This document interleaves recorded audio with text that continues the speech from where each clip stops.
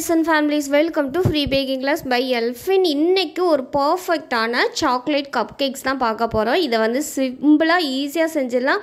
இத்தனைக்கும் இதில் வந்து baking powder, baking soda, oil, butter எதுவுமே இல்லாமல் ஒரு பர்ஃபெக்டான சாக்லேட் கப் கேக் தான் இன்றைக்கி நம்ம ட்ரை பண்ண போகிறோம்.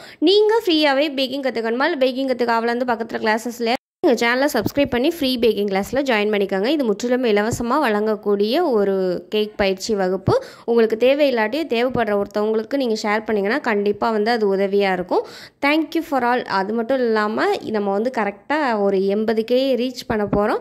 இந்த சப்போர்ட் அண்ட் லவ் வந்து உங்களால் மட்டும்தான் கொடுக்க முடிஞ்சிச்சு. ஸோ உங்கள் எல்லாருக்குமே ரொம்பவே நன்றி. வாங்க எப்படி செய்யலான்னு வீடியோவில் பார்க்கலாம். ஃபஸ்ட்டு ஒரு பாத்திரத்தில் பசும் பால் இருக்குல்ல, இல்லை பாக்கெட் பால் எடுத்தாலும் சரி, ஏதாவது ஒரு பால் எடுத்து அந்த பாலை வந்து நம்ம வந்து லைட்டாக கொதிக்க வைக்கணும். அந்த பால் வந்து கெட்டிருக்கா இல்லையான்னு செக் பண்ணதுக்கப்புறம் நம்ம வந்து கொதிக்கிறத வந்து ஆஃப் பண்ணிடணும்.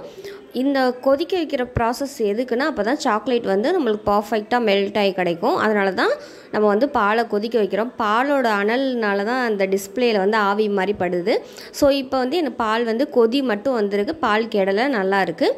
இந்த பாலை வந்து 50 கிராம் அளவு வெயிட் மிஷினில் 50 கிராம் அளவு எடுத்துக்கோங்க. அப்படி வெயிட் மிஷின் இல்லை அப்படிங்கிற பட்சத்தில் 250 ml கப்பில் 1/4 கப் அளவு பால் சூடாக இருக்கணும். இது கூடவே 50 கிராம் டார்க் அமௌண்ட் சாக்லேட்டு, இந்த சாக்லேட்டை இந்த பால் கூட சேர்த்து நீங்கள் மிக்ஸ் பண்ணும்போது பால் சூடாக இருக்கனால சாக்லேட் வந்து இலகி ஒரு சாக்லேட் மில்க் மாதிரி நம்மளுக்கு ரெடி ஆயிரும். இது வந்து கம்ப்ளீட்டாக ஆறணும். ஆறினதுக்கப்புறம் தான் நம்ம வந்து பேட்டரை வந்து ரெடி பண்ணணும். அதாவது 50 கிராம் அளவு சாக்லேட்டு, 50 கிராம் அளவு பால் ரெண்டையும் சேர்த்து இந்த மாதிரி கட்டிகள் எதுவும் இல்லாத அளவுக்கு மெல்ட் பண்ணி எடுத்துக்கோங்க. ஒரு ஈரமில்லாத பவுல் எடுத்துக்கலாம். இந்த பவுலில் வந்து ரூம் டெம்பரேச்சரில் இருக்க முட்டை வந்து நான் 2 முட்டை எடுத்துருக்கேன். கண்டிப்பாக ரூம் டெம்பரேச்சரில் தான் இருக்கணும். ஃப்ரிட்ஜிலேருந்து எடுத்து யூஸ் பண்ணுறீங்கன்னா 2 மணி நேரத்துக்கு முன்னாடி வெளியில் எடுத்து வச்சுட்டு கூலிங் கம்ப்ளீட்டாக போனதுக்கப்புறம் தான் யூஸ் பண்ணணும். செய்ய போகிற கப் கேக்குக்கு வந்து 2 முட்டை தேவை. அந்த 2 முட்டையும் இந்த பவுலில் வந்து நான் உடச்சி ஊற்றிக்கிறேன். ஊற்றுனதுக்கப்புறமா ஒரு பிஞ்ச் அளவு உப்பு, இதுதான் ஒரு பிஞ்சு, இந்த ஒரு பிஞ்ச் அளவு உப்பை சேர்த்துக்கிறேன். ஒருவேளை பிஞ்சு எடுக்க தெரியலைன்னா 1/4 டீஸ்பூனில் பாதி அளவு எடுத்து போட்டுக்காங்க. இப்போ பீட்டரை வந்து ஹை ஸ்பீடில் ஆன் பண்ணி முட்டை வந்து நல்லா நுரைச்சி பொங்குற அளவுக்கு லைட்டாக அடித்து எடுத்துக்கலாம். கூடவே கரெக்டாக 35 கிராம் அளவு சுகர் எடுத்துருக்கேன். இந்த சுகர் வந்து 35 கிராம் உங்களுக்கு எடுக்க கரெக்டாக வரலை அப்படிங்கிற பட்சத்தில் 250 ml கப்பில் 1/4 கப் இருக்குல்ல, அந்த கப்பில் 3/4 பங்கு எடுத்திங்கன்னா கரெக்டாக 5 கிராம் அளவு வரும். இந்த சுகரை கொஞ்சம் கொஞ்சமாக ஆட் பண்ணி நல்லா முட்டையை வந்து நுரைச்சி பொங்குற அளவுக்கு பீட் பண்ணி எடுத்துக்கணும். இது வந்து சர்க்கரை வந்து சீக்கிரமே கரைஞ்சிரும். ஏன்னா 2 முட்டைக்கு 35 கிராம் தான் போடுறோம். அந்த சீனி அதாவது இனிப்பு போதுமா அப்படின்னு நீங்கள் கேட்டிங்கன்னா நம்மளுடைய டார்க் ஆல்மண்ட் சாக்லேட்டையும் இனிப்பு இருக்கும், நம்ம சுகர்லேயும் இனிப்பு இருக்கிறனால ரெண்டும் பேலன்ஸ் ஆகி ஒரு பர்ஃபெக்டான இனிப்பு வந்து நம்ம கப் கேக்கு கொடுக்கும். இப்போ எல்லா சுகரையும் நான் சேர்த்துட்டு பீட்டரை ஹை ஸ்பீடில் போட்டு நல்லா நொர பொங்க அடிக்கிறேன். இந்த டார்க் எல்லோவாக இருக்கிறது வந்து லைட் எல்லோவாக மாறுற அளவுக்கு இந்த அளவுக்கு வரைக்கும் நம்ம பீட் பண்ணணும். பாருங்கள் எந்த அளவுக்கு நான் பீட் பண்ணியிருக்கேன்னு. இப்போ வந்து நம்ம பீட்டரை ஆஃப் பண்ணிவிட்டு கரெக்டாக ஒரு டீஸ்பூன் அளவு சாக்லேட் எசன்ஸ் வந்து சேர்த்துக்கலாம். நீங்கள் சாக்லேட் எசன்ஸ் வந்து இல்லைன்னா வெண்ணிலா எசன்ஸ் கூட நீங்கள் சேர்த்துக்கலாம், ஒன்றும் பிரச்சனை இல்லை.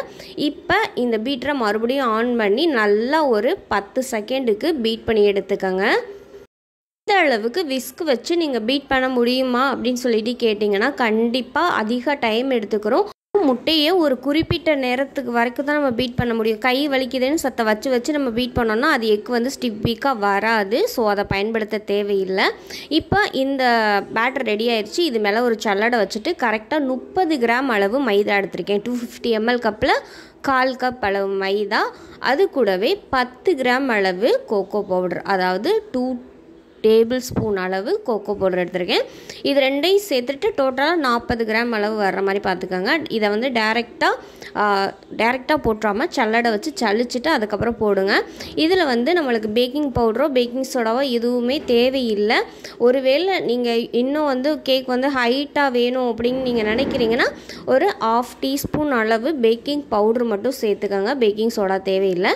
இப்போ இதை வந்து ரொம்ப பொறுமையாக கலரணும். ஏன்னா பவுடரை சேர்த்துட்டு மிக்ஸ் பண்ணும்போது அந்த பேட்ரு வந்து அப்படியே டவுன் ஆகும், அப்படியே குறையும். நம்ம ரொம்ப அழுத்தம் கொடுத்து பேட்டரை வந்து நல்லா கலக்கிட்டே இருந்தோம்னா ஸோ வந்து அதனால் பொறுமையாக கலந்து எடுத்துக்கோங்க. பொறுமையாக கலந்து எடுத்ததுக்கப்புறம் இந்த மாதிரி ஒரு பர்ஃபெக்டான பேட்டராக நம்மளுக்கு ரெடி ஆகிருக்கும். இப்போ இது கூடவே நம்ம சாக்லேட்டும் பாலும் ஃபஸ்ட்டு வந்து மெல்ட் பண்ணி வச்சுருக்கோம்ல, அது வந்து கம்ப்ளீட்டாக சூடு ஆறி இருக்குது. இப்போ இந்த பேட்டரை இந்த மாவு கூட நம்ம சேர்த்து ஃபுல்லாத்தையும் நல்லா வந்து மிக்ஸ் பண்ணி எடுக்க போகிறோம். இது சேர்த்ததுக்கப்புறம் இது வந்து டக்குன்னு போய் அடியில் செட் ஆயிரும்.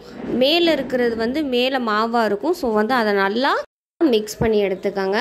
இப்படி மிக்ஸ் பண்ணதுக்கப்புறம் நம்மளுடைய பேட்டர் வந்து இந்த டெக்ஸ்சரில் தான் இருக்கும். கப் கேக் மோல்டு வந்து நான் எடுத்திருக்கேன். இதில் வந்து நான் கப் கேக் லைனரை வந்து உள்ளே வச்சுக்கிறேன். நீங்கள் வந்து கப் கேக் மோல்டு இல்லைன்னா பிரச்சனை இல்லை. Use and throw cup tea cup இருக்குல்ல, அதில் வந்து இந்த கப் கேக் லைனரை மட்டும் வச்சு செட் பண்ணி எடுத்துக்கலாம். நல்லா தான் இருக்கும். அது டிமோல்ட் பண்ணுறதுக்கும் நல்லா தான் இருக்கும். ஸோ வந்து அதை நீங்கள் பயன்படுத்தினீங்கன்னா இன்னுமே ஈஸியாக இருக்கும். இப்போ நம்ம ரெடி பண்ணி வச்சுருக்க பேட்டரை 3/4 வாசி அளவு வந்து ஊற்றிக்கலாம். கரெக்டாக 3/4 பங்கு இருக்கிற மாதிரி பார்த்துக்கோங்க. ஃபுல்லாக தழும்ப ஊற்றிடாதீங்க. எல்லா கப்லையும் நம்ம ரெடி பண்ணி வச்சுருக்க பேட்டரை வந்து உள்ளே சேர்த்துடலாம். லைட்டாக வந்து எல்லாத்தையும் செட் ஆகிற மாதிரி லைட்டாக டேப் பண்ணிக்கோங்க. டேப் பண்ணிவிட்டு ஓடிஜியை 10 மினிட்ஸ்க்கு 170 டிகிரியில் ப்ரீஹீட் ஆன் பண்ணிட்டேன். 10 நிமிஷத்துக்கு top and bottom rod on பண்ணிவிட்டு இப்போ கரெக்டாக நம்ம பேட்டரை உள்ளே வச்சுட்டு 70 டிகிரியில் 20லேருந்து 25 நிமிஷம் அளவு டைமர் ஆன் பண்ணிவிட்டு டாப் அண்ட் பாட்டம் ராடு செக்ஷனை ஆன் பண்ணிவிட்டு பேக் பண்ணி எடுத்துக்கலாம். குக்கரில் வைக்கிறீங்கன்னா சிம்மில் வச்சுட்டு கரெக்டாக 20லேருந்து 25 நிமிஷத்துக்குள்ளே வச்சுக்கோங்க. 20 நிமிஷத்தில் ஓப்பன் பண்ணிவிட்டு டூத்பிக் உள்ளே விட்டு இன்சர்ட் பண்ணி பாருங்கள். வேகாமல் பிசு பிசுன்னு வந்துச்சுன்னா எக்ஸ்ட்ரா வந்து 5 நிமிஷம் பேக் பண்ணி எடுத்துக்கோங்க. குக்கரில் எப்படி பேக் பண்ணுறதுன்னு உங்களுக்கு தெரியாமல் இருந்துச்சுன்னா கிளாஸ் 2ல் வந்து குக்கரில் எப்படி பேக் பண்ணுறதுன்னு வீடியோ அப்லோட் பண்ணியிருக்கோம். தேவைப்படுறவங்க செக் பண்ணி பார்த்துக்கோங்க.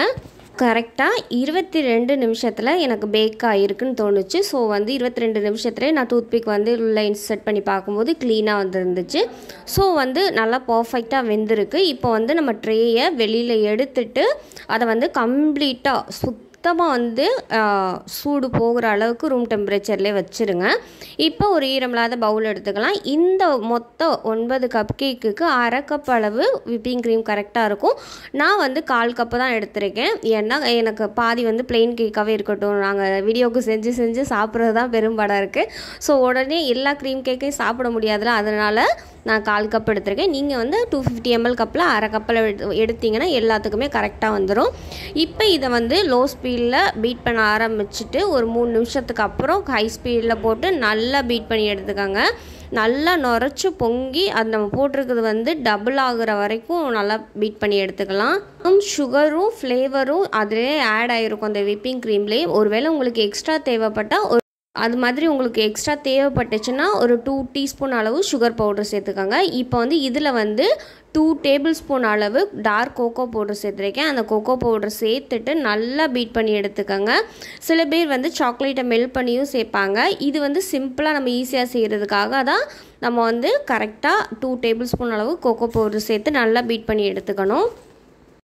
2D நாசில் எடுத்துருக்கேன். உங்களுக்கு விருப்பமான எந்த நாசில் வேணாலும் நீங்கள் எடுத்துக்கலாம். இதில் வந்து மீடியம் சைஸ் பைப்பிங் பேக் எடுத்திருக்கேன். இது வந்து இந்த பேட்டர் கரெக்டாக இருக்கும். ஸோ வந்து அந்த பைப்பிங் பேக்கில் நம்ம ரெடி பண்ணி வச்சுருக்க விப்பிங் க்ரீமை சேர்த்துட்டு நம்ம ஒரு சிம்பிளான ஒரு ரோஸ் டிசைன் தான் போட போகிறோம். ரொம்ப ஹெவியெல்லாம் போட வேண்டாம். பார்க்க நீட்டாக இருக்கிற மாதிரி இருந்தாலே போதும். இல்லை எனக்கு இன்னும் டார்க்கான கலர் வேணும்னா அது வந்து வேறு மெத்தடு, அது வந்து இன்னொரு கிளாஸஸில் நான் வந்து சொல்கிறேன். அது வந்து சாக்லேட்டை மெல்ட் பண்ணி அந்த மாதிரி சேர்க்கணும். அப்போ தான் வந்து டார்க்காக வரும். இது வந்து லைட் ப்ரௌன் கலரில் தான் இருக்கும். ஸோ வந்து ஆனால் டேஸ்ட்டு வந்து பக்காவாக இருக்கும். ஸோ வந்து நீங்கள் ட்ரை பண்ணி பாருங்கள். கண்டிப்பாக உங்களுக்கு வீடியோ கண்டிப்பாக பிடிக்கும். அதே மாதிரி இதோட டேஸ்ட்டும் ரிச்சாக இருக்கும்.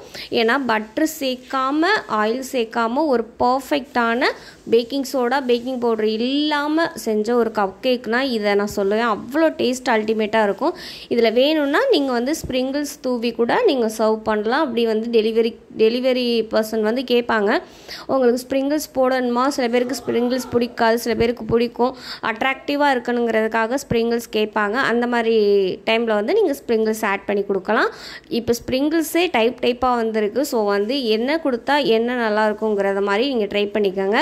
நான் மோஸ்ட்லி வந்து கோல்டு ஸ்ப்ரிங்கிள்ஸ் தான் யூஸ் பண்ணுவேன். ஏன்னா அது நாங்கள் தானே சாப்பிட போகிறோம், கஸ்டமர்ஸ்க்கு இல்லை எனக்கு அது கோல்டு கலர் ரொம்ப பிடிக்கும், அதனால் அதுதான் செய்வேன். இவங்க வந்து க்ரீம் மட்டும் செஞ்சு காமிச்சிட்டாங்க. கேக்கு உள்ள ஸ்பாஞ்சாக இருந்துச்சா சாஃப்டாக இருந்துச்சா எப்படி இருந்துச்சுன்னு தெரியலன்னு நிறைய பேர் யோசிப்பீங்க. அவங்களுக்காண்டி தான் நான் இதை வந்து காட்டுறேன். இந்த கேக்கை பாருங்கள், பேக்கிங் பவுடர் பேக்கிங் சோடா எதுவுமே சேர்க்கலை, ஜஸ்ட்டு முட்டை மாவு கோகோ பவுடராக தான் சேர்த்துருக்கோம். நீங்கள் பாருங்கள் இது எவ்வளோ சாஃப்டாக எவ்வளோ ஸ்பாஞ்சாக அட்ராக்டிவாக இருக்கும், பார்க்கும்போது அவ்வளோ சாஃப்டாக இருக்கும், டேஸ்ட்டும் ரிச்சான டேஸ்ட்டில் இருக்கும். கண்டிப்பாக நீங்கள் ட்ரை பண்ணி பாருங்கள். வீடியோ பிடிச்சிருந்துச்சுன்னா லைக் பண்ணி ஷேர் பண்ணி கமெண்ட் பண்ணுங்கள் அண்ட் சப்ஸ்கிரைப் பண்ணுங்கள். Thank you for all.